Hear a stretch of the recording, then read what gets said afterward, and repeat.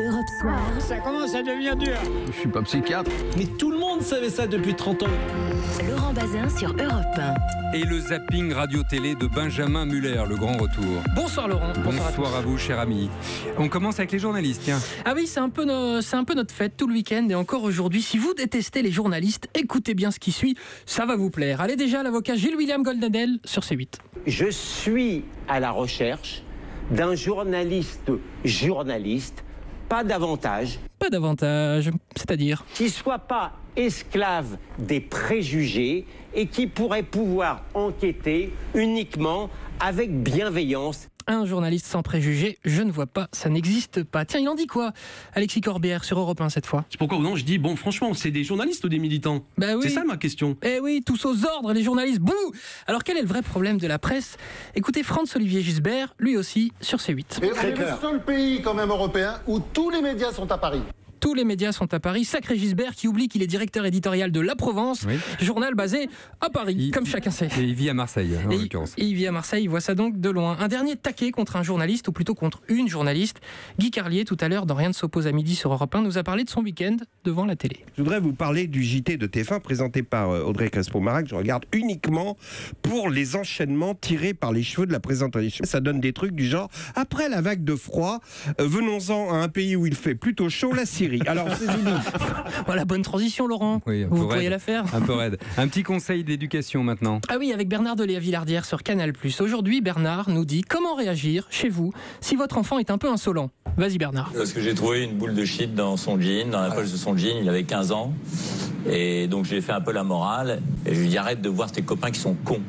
Et réflexe, il a dit mais non, c'est toi qui es con papa. Donc je lui ai mis un pain. Ouais. Mais oui, un pain dans sa tronche, c'est reconnu. Frapper les gosses, il n'y a que ça qu'ils comprennent. C'est toi qui es con papa. C'est toi qui es con papa, cela dit. Ça se fait pas. Pu me coûter cher ce genre de propos.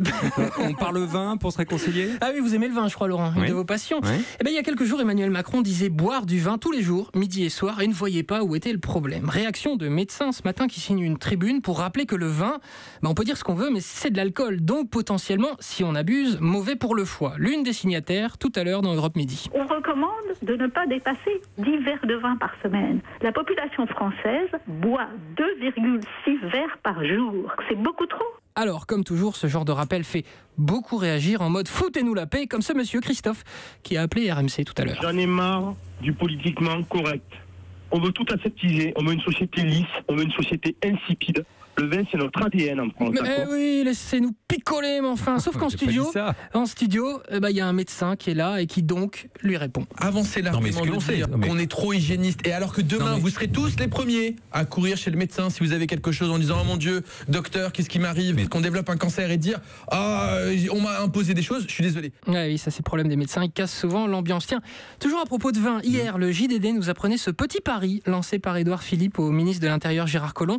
S'il réussissait à citer Saint-Augustin lors des questions au gouvernement, le Premier ministre lui offrait une bouteille de côte-rôtie. C'était un pari. Un beau pari, et bingo, trop fort, le ministre a réussi après une question sur les migrants qui demandent l'asile. C'était Saint-Augustin, il disait « J'aimais aimer ». Et aimant aimer, je cherchais qui aimait. Il y a cette part d'humanité en nous. Une part d'humanité. Et hop, une bouteille à gagner pour le ministre. Quoi, vous trouvez ça cynique de faire ce genre de pari sur ce genre de sujet? Une bonne info et une bonne bouteille de côte rôtie. Merci beaucoup, Benjamin Muller. Europe